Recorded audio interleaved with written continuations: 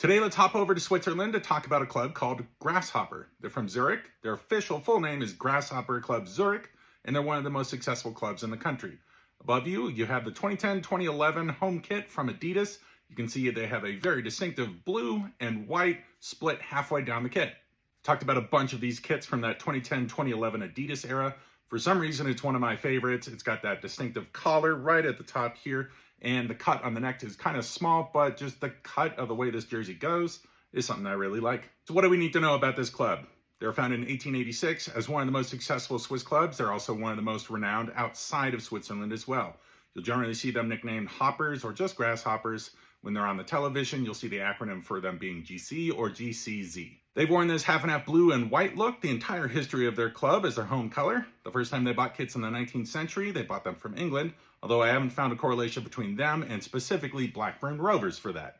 Second, let's look at their badge. Circular design. It's pretty easy to see that they also have the GCZ acronym for the club in descending order in gold letters to make up that circular design. The 2 stars sitting above the badge signify 10 Swiss leagues won each. As far as the total on those titles, they've won the top flight 27 different times in Switzerland, as well as winning the cup competition in the country 19 different times, making them one of the most successful clubs in the entire country. On the European stage, they've gone to 2 quarterfinals, as well as a semifinal in the top 3 competitions within Europe, with that semifinal being the furthest any Swiss club has ever made it. The club had 2 important rivalries. The first one is their local one within Zurich, the Zurich Derby, with FC Zurich. This one's been played in stretches and then very sporadically, seeing as these 2 clubs have been in different divisions for long amounts of time from each other. This club was founded generally by students and more towards the upper class as far as support.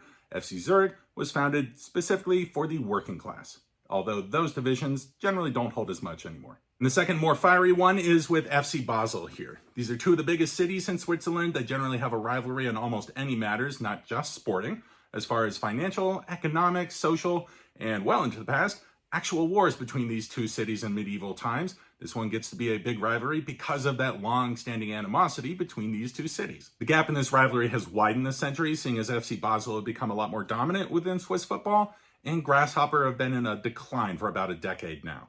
Although that might change, seeing as they've had a financial boost with LAFC from MLS in America having purchased a stake in the club just this January, potentially with that financial boost bringing in better players and more success. And somehow we've gotten 2 minutes into this video without me explaining why they're called Grasshopper. That's a unique name within football.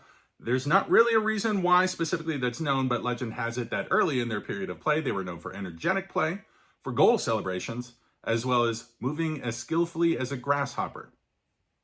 I'll tell you 3 players from the club's past, the first being Alfred Bickel from the 1930s, 40s, and 50s. He was a lifelong hopper, and many consider him to be the greatest player in the history of the club. Second, let's talk about one of Switzerland's most important players of this century. This is Stefan Lichtsteiner. He was a right wingback. He started his career with this club in 2001. He's one of the most tireless runners I've ever seen in my lifetime, and he was one of the most important players for the Swiss national team, having been capped over 100 times for them, also with important stretches with Lazio and Juventus from the Italian Serie A. And finally, let's talk about a man in between the 2 of them. This is Marcel Koller. He was a midfielder for the club and an important one within Grasshopper's lore, seeing as he played for them over 400 times. He's also nailed down a pretty impressive managerial career after his retirement, having won Grasshopper's latest title in 2003 for them, and then St. Gallen's first title in a century.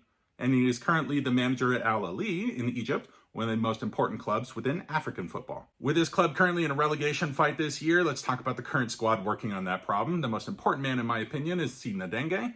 He is a central midfielder. He's a German international at the youth level, having come through academies at Mönchengladbach as well as Bayer Leverkusen. He's of Cameroonian descent, which means he's had a chance to be in their national team. He got called up in 2020, but never played a match. And with the Indomitable Alliance probably needing to go through a revolution after getting bounced out of the AFCON in the round of 16, he might get another call-up. The second man to mention is one of the most important young talents for the Australian national team, this being Awer Mabil. He's a right winger for the club and has taken on a lot more importance for them after the transfer of Teo Corbeanu to Granada in January. And finally, the man wearing their number 8, Giotto Morandi, has been tasked with being their creative player, generating the chances for their attackers to score. He sits and can play pretty much anywhere behind that forward line. So that's your 101 rundown on our first Swiss club, Grasshoppers from Zurich.